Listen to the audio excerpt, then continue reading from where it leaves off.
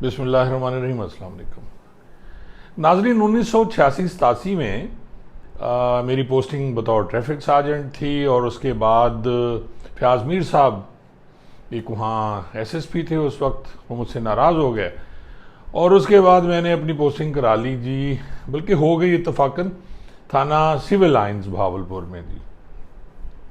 अब काम करने का शौक़ था शुरू से ही। मैं ख़ुद को जासूसी नावलों का हीरो समझता था। इमरान सीरीज़ पढ़ना, जासूसी डाइजेस्ट पढ़ना, प्रमोद सीरीज़ की कहानियाँ पढ़ना, तो मैं ख़ुद को फील करता था जैसे मैं कोई उसी कहानी का हीरो हूँ। और मैं फिर जी वो हरकतें करता था जो कि आम पुलिस वाले नहीं करते, और उसकी वजह से मैं अक्सर परेशान रहता। कभी मेरे ख़िलाफ़ दरख्वास्तें हो जाती, कभी मेरे ख़िलाफ़ पर्चे हो जाते, कभी किसी को मार दिया, तशद्दुद कर दिया, सोचा नहीं कि क्या होगा कल, और फिर उसकी मैं सज़ा भी भुगतता था। एक हमारे सीनियर जज भावलपुर के, अब नाम नहीं लेना चाहिए उनका, वो उन दिनों एडवोकेट होते थे, तो वो मेरा मुफ्त केस लड़ा करते थे और मुझे कहते थे यार तू जाके दीवारों में टकरे मारा कर या दीवारों को मारा कर। बाद में वो हाई कोर्ट के जज हुए, सुप्रीम कोर्ट के भी जज रहे, उनके बेटे भी आजकल जस्टिस हैं जी। बड़ा अच्छा ताल्लुक, न्याज़मंदी वाला। उनके वालिद मोहतरम भी मेरे बड़े मेहरबान थे, मैं उनके पास भी जाया करता था और वो मुझे कहते थे कि यार तू आजा, कितनी पे लेता है? मैंने कहा जी मैं 1200-1300 लेता हूँ उस दौर में। तो मुझे कहते थे कि नहीं आजा, मैं तुम्हें 3000 दूंगा, 2500 दूंगा। लेकिन मैंने कहा नहीं जी, थानेदारी बड़ी मज़े की चीज़ है, वकालत में क्या रखा है।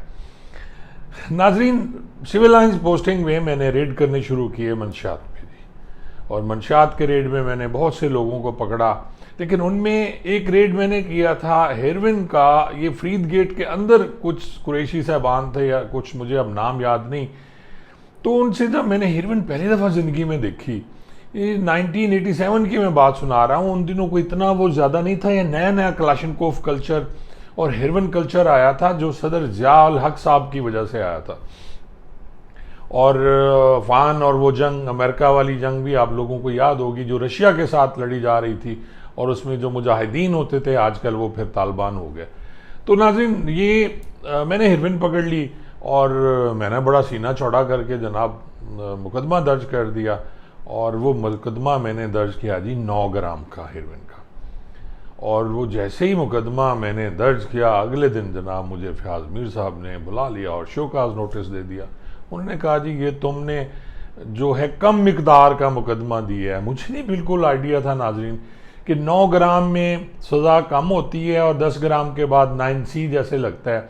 उस वक्त ये होता था कि जी अगर आप कम मिकदार में मुकदमा दर्ज करते हो तो वो जुर्म कम होता था, जैसे आजकल वो 9B लगा देते हैं।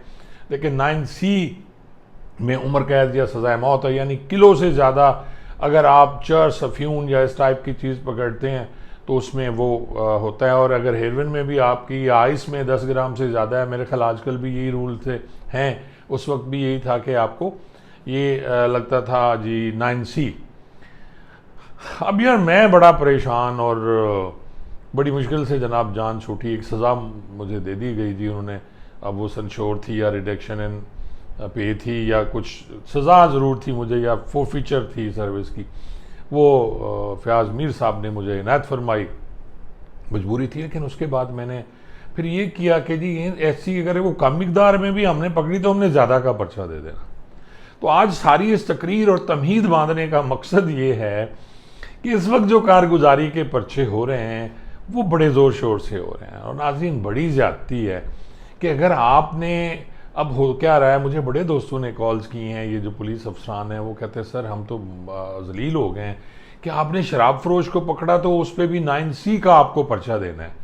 यानी आपने शराब की एक बोतल पकड़ ली और फिर उसके बाद आपने 9C का पर्चा देना ही देना है, या फिर आपने ज़्यादा मिकदार में पकड़ ली तो उस फिर मोल तोल करके कम मिकदार में पर्चा देना। ये आज का ट्रेंड और रिवाज हो गया है, जिसकी वजह से बहुत से ऐसे बेकसूर लोग जो हैं वो मनशियात के मुकदमात में सज़ाएं भुगत रहे हैं।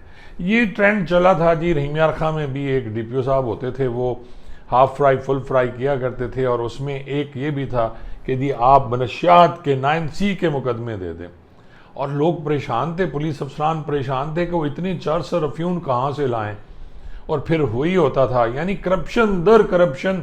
और अगर आप एक खराब गलत काम कर रहे हो तो फिर आपने अगले भी 100 गलत काम करने हैं। आपने एक झूठा पर्चा दिया नशियात का 9C का, आपको 2 किलो चर्च चाहिए, तो चर्च कहाँ से आएगी? तो आपने फिर जैली वो उसका इंदराज कराना है मालखाने में, और मालखाने में इंदराज के बाद नाजरीन फिर ज़ाहिर है कि मालखाने से चोरी होती है, और एक ही पैकेट जो बन के बार बार जज साहबान के सामने जा रहा होता है और वही पैकेट घूम रहा होता है। यही हाल जो है असले के मुकदमात में है कि आपने मुकदमा दर्ज कर दिया बिला नंबरी, यानी पिस्टल बरामद हुआ बिला नंबरी, और वो बिला नंबरी घूम रहा है, एक ही नंबर तो उस पर कुछ है नहीं, और वो फिर एक मुकदमे में दूसरे मुकदमे में, यानी पूरे थाने में एक जो आपने पिस्टल पकड़ लिया उस पर 100 मुकदमात बड़े आराम से दर्ज हो सकते हैं। मुझे याद आ गए, भले खुदा बख्श एक इंस्पेक्टर SHO थे, उन दिनों सब इंस्पेक्टर थे, और थाना तरंडा मोहम्मद बना लगे हुए थे जी। उन्होंने एक रात में 411 के 100 मुकदमात दर्ज किए। कंपेन चल रही थी कि जी आपने असला रिकवर करना है, क्योंकि जो असला लोगों के पास है वो आके जमा कराएं। तो कोई आप ये देखेंगे जो साइकिल के पाइप होते हैं ना, साइकिल के में एक पाइप होता है, वो पाइप की कारबीनें बन रही थी, और कारबीनें धड़ाधड़ वो बड़ी बड़ी बोरियों में बंद कर ले के, तो वो मैं बात फिर वो मलिक खुदा बख्श साहब की आ गई। उन्होंने 100 मुकदमा दर्ज किए, यानी एक ट्रक उन्होंने पकड़ लिया जिसमें कि 100 बकरियां थी, हर बकरी का उन्होंने 411 का अलहदा मुकदमा दर्ज कर दिया, और 100 मुदई बना के उन्होंने वो सुबह सीना चौड़ा करके वो बैठे थे और मीटिंग में टॉप किया उन्होंने जी, हर मीटिंग में टॉप करते थे वो। तो ये जो कारगुजारी के मुकदमात हैं नाज़रीन, ये इंतहाई गलत है।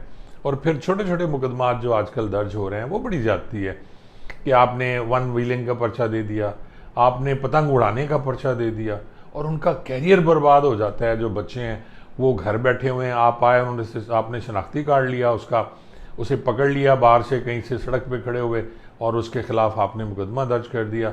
और जब वो सरकारी मुलाजमत करने जाते हैं, वो पुलिस में या किसी डिपार्टमेंट में, और वो जाके देखते हैं अपना रिकॉर्ड निकलवाते हैं, तो पता चलता है जी आप तो रिकॉर्ड याफ्ता है। इंतहाई जाती है। खुदा से डरें, मत करें जैली कार्रवाइयाँ, मत करें ऐसे काम जिसमें यहाँ तो आपने जलील होना ही हो, आखिरत में भी आप लोगों ने ख़राब होना है। फिर वही आखिर में ये बात कि जनाब आप तो अपने दौर के बड़े फ़िरौन थे और आजकल आप बड़ी नसीहतें करते हैं, ये बड़ी बातें हो रही हैं। मैं अक्सर अपने मैसेजेस पढ़ता रहता हूँ कि जनाब अब बाबा जो है वो नसीहत करता है, अपने दौर में फ़लाँ करता रहा, यार अल्लाह ने मुझे तौफीक दी तो मैं आपको नसीहत कर रहा हूँ, इसलिए कि जो मैंने अगर गलत कर लिया तो आप लोग भी गलत ना करें और बचें ऐसी कारगुजारियों से। ये 9C के पर्चे हैं या दूसरे पर्चे हैं जो कारगुजारी के पर्चे हैं, वो घर बर्बाद कर देते हैं, वो बच्चों का मुस्तकबिल बर्बाद कर देते हैं। और अल्लाह ना करे आपके किसी बच्चे के खिलाफ इस टाइप का पर्चा किसी पुलिस वाले ने दे दिया, और वो हो सकता है आप छोड़ देंगे पुलिस वाला आपको माफ़ कर देगा, तो वो फिर आपका बच्चा भी वही सज़ा भुगतेगा। बहुत बहुत शुक्रिया।